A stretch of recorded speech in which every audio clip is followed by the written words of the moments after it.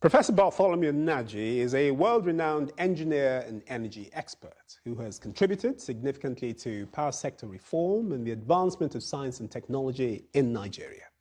He is founder and chairman of Geometric Power Limited, Nigeria's first privately owned integrated power utility company, generating, transmitting and distributing power to a cluster of major demand consumers in the southeastern part of the country. He is a two-time Minister of the Federal Republic of Nigeria. I'm pleased to have him on the show today. Professor Nnaji, welcome to One to One. Thank you, Doc. Thank you. Real pleasure to have you. So let me try and frame the context in which we're having this conversation. I'll share my personal experience, which actually is very typical of the experiences of 200 million Nigerians. I feel really that at some point in the early to mid 90s, or 80s rather, it's almost as though the lights were just switched off one day. In practical terms, it began with an hour here or there. After a while, it was an entire week, and we thought it was a joke. And then we started to hear the sound of the generator, and that little were we to know that that was going to be a huge part of the soundtrack of our existence. Yes. and a metaphor, of course, for much of the decline, infrastructural decline that was going to follow. Fast forward to the 90s and up until now, quite a lot has happened. 1982, we had the all-powerful NEPA, didn't we? Then attempts to reform the industry with the Electric Power Sector Reform Act and the birth of the PHCN. PHCN itself eventually dissolved and gave birth to a privatized era in which we had the generators, the distributor and the transmitters. And of course, this was meant to ensure that we at least had an efficient, effective power generating system. But it appears that things have gotten worse. So what happened? Well, how did we get here? First, the population continued to grow.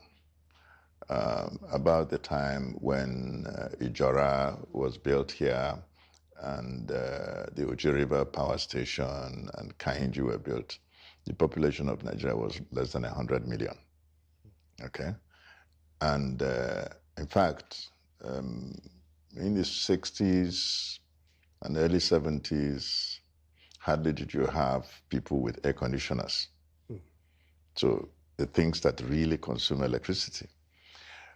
So you had fans in homes that were even progressive, but gradually we grew in maybe lifestyle, and in homes people began to have air conditioners, began to have deep freezers, began to have electric irons, etc., etc. These are major consumers of electricity.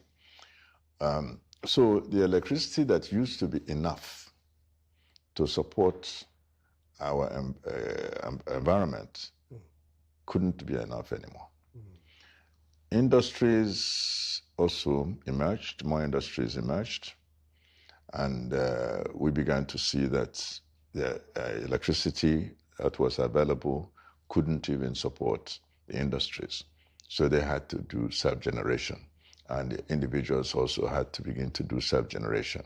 You began to have the load shedding you are talking about, and the load shedding got worse and worse, and can also continue to get worse, given the situation of things. But the country had not mustered enough boldness to attack the problem in terms of investments, or in terms of the structure, financing structure that can be led by the government through the private sector to make this happen. So, Professor Nnaji, you were Minister of Power, albeit for just over a year, between 2011 and 2012. So you were right at the heart of the privatization initiative, especially given your involvement also even prior to that period. So, I mean, we've just been talking about the issues and the problems in the sector and in that period. But if I could ask you to articulate for me what you really believe, not to be over simplistic about it, what you believe to be the Achilles heel. For power business to work, the generation company has to be able to sell to a credit-worthy off-taker. And the credit-worthy off-taker was supposed to be the distribution company. So at the time, it was not that none of the discos was credit-worthy. To be credit-worthy, it's very simple. They have to be able to buy power, and at the end of the month, they pay for the power they have bought. It's very simple. But none of them could do it. So we created a middleman, quote unquote, that's government. So the government entity, which we call the bulk trader, Nigeria Bulk Electricity Trading PLC, we set it up when I was minister. That bulk trader would, in effect, buy the power and vest the power in the discos, and expect that the discos should collect. And if the discos are not sending enough, then that bulk trader was capitalized enough to pay the Gencos. But even at that, it was not really happening because the discos were simply not collecting enough to even make this business work like that. That's on one hand.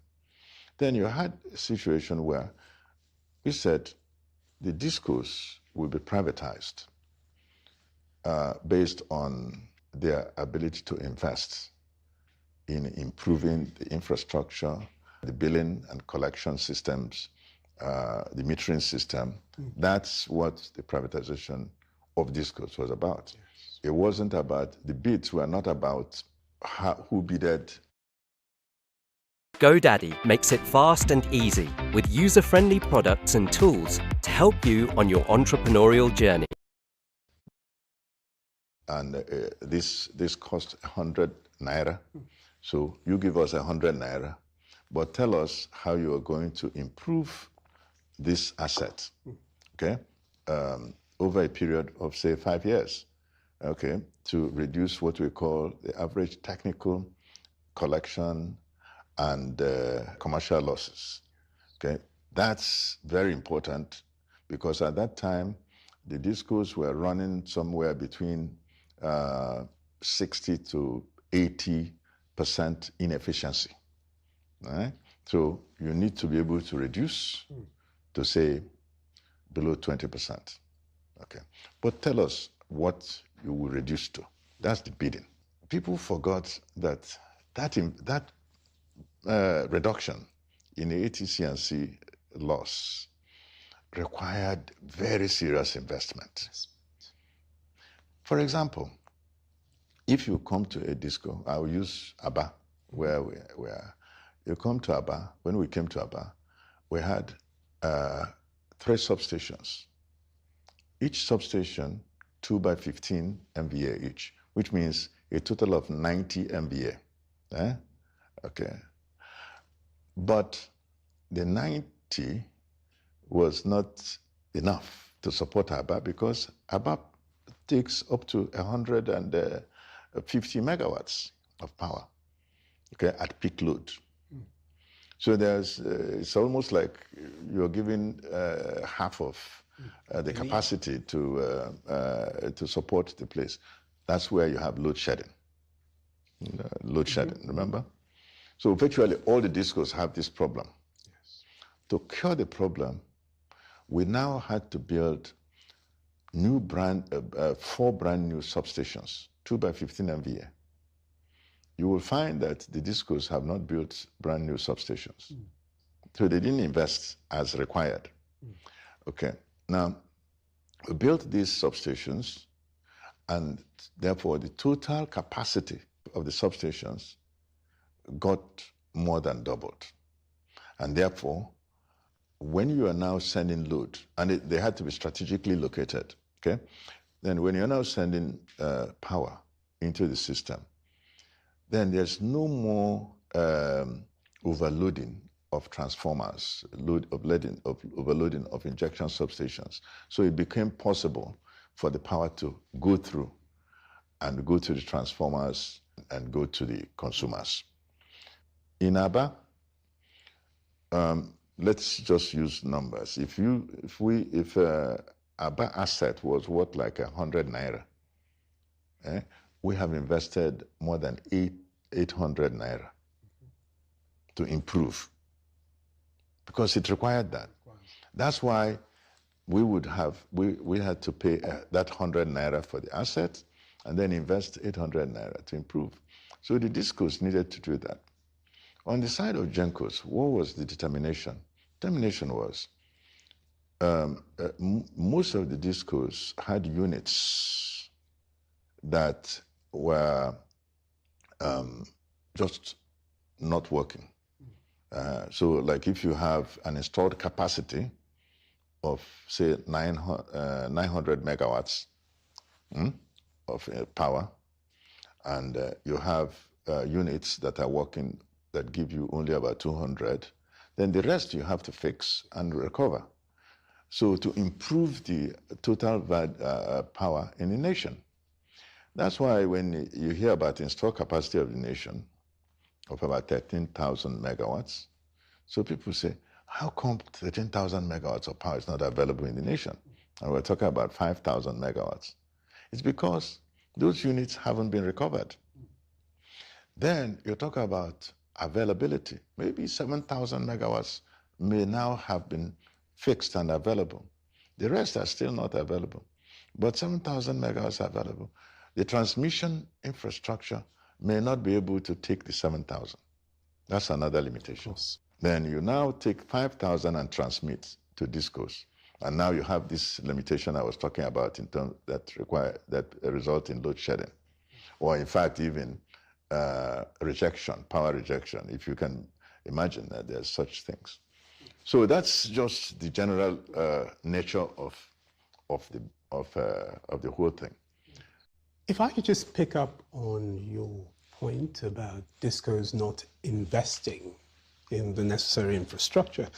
I mean, there are DISCOs, of course, that will say that, and you talked about the fact that many of them were not credit worthy. There are many that would say, well, they're carrying a substantial amount of debt on their balance sheet. And that is a direct result of what's happened flowing directly from the regulator with the tariffs, pegging, dropping tariffs. How big a factor is that? Very big. But first, let me even go back and say, we can't say that all of the DISCOs are the same in terms of improvement. You know, DISCOs like ICO, Ikeja, they are making some progress. There are some that are really not making that level of any level of progress. But that overhang, because what happens, because the government is 40% owner of DISCOs, and many of the DISCOs are not able to pay for the power they offtake. So you have a minimum remittance obligation on the part of DISCOs. So that minimum remittance, once they remit, they're allowed to continue to operate. You can't deny people electricity. So it's a very tough situation. DISCOs have to continue to operate, and they should. But if they don't have cost-reflective tariff, they can't do the business. That's the other part of it, and very critical part of it.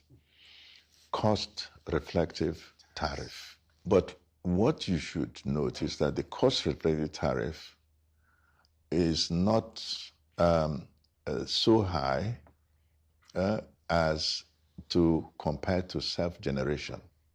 Self-generation of electricity is many times costlier than cost-reflective tariff.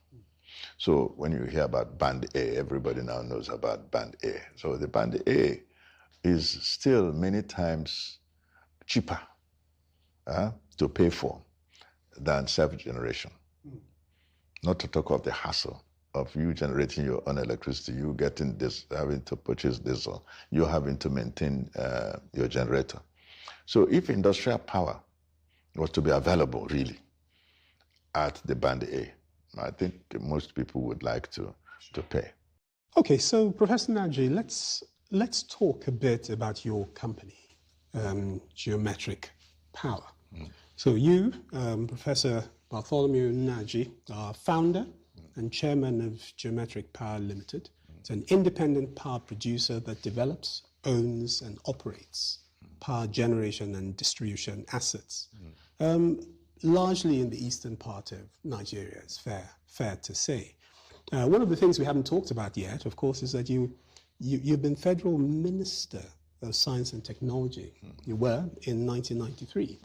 You hold a first degree in physics, master's and PhD degrees in engineering, and a postdoctorate certificate in artificial intelligence and robotics. You're quite an accomplished individual. So talking about geometric power, how and when did this idea, the idea of the project, first take root in your mind? And very interestingly, I'd very much like to know what informed its specific location and how you went about it and how you laid out the project. Thank you. Well, the idea actually came to my mind when I was Minister of Science and Technology, because I looked at a Minister of Science and Technology, not about Minister supervising research and development, but research and development of something must lead to something. And what, to me, it would lead to is an industry, okay? So when you do basic research, do development, it should naturally lead to industry. This is what I'm sure you know about developed economies of the world. When I came in, I realized that there was no Ministry of Science and Technology, and I had to start it from the scratch, literally from my hotel room. At that time when I was Minister of Science and Technology, I recognized that the industries couldn't do anything. If you're establishing an industry, you need electricity. So I said, okay, I just kind of filed it off in my mind that sometime I would have to take time and come and work on this problem. So when my life had gone to the point in America where I felt I had done something, I went from being professor at the University of Massachusetts to being distinguished professor at the University of Pittsburgh to establishing, being the United States National Science Foundation Center of Excellence in e-design, supported by U.S. Department of Defense, Army, NASA, Ford Motor Company, Lockheed Martin, etc., about 27 institutions. I didn't see where else I was going to go. And I was not 50 years yet at the time. So that thing that I remembered, I now remembered, oh, I have to now go and work on this project. So I resigned from the University of Pittsburgh and the directorship of the National Center of Excellence. So when I came back, I didn't have a job. I had quit my job, all to come and set up this thing. But I must say, actually, there was a bidding that helped me, that I saw that there was bidding. We trade with Exness. We take advantage of the best pricing on gold and oil. called geometric machines. So he decided to set up geometric power to bid with some colleagues in Renatec. So we formed a consortium to build that small power plant. We bidded. The president awarded that contract to us just to supply power for a short period. It's about 2.5 years it eventually ran. We were able to build a small power plant and supply to central area of Abuja, including the villa, the federal secretariat, and NNPC, etc. So it was successful. As long as that gas, as long as that fuel was available, the power was available. That's how we proved that you can have embedded power in a disco and power will be reliable. It's just not, it should be intuitive, right? So off we went to the president to ask for a concession, because we had figured that anytime you're building a power plant, the federal government has to give you sovereign guarantee for it to work. So we said we're not going to ask for sovereign guarantee. We're going to ask for a territory. Give us a territory and let us deal with it. Okay? No sovereign guarantee. We build a power plant within the territory. We supply power. It should be regulated. So that's how we now went to the president to ask for this concession of a ring-fenced area, which ended up being 9 local governments out of Abia State's 17 local governments. And with that, but it's the industrial part of the state, actually the industrial part of the whole region. So we were able to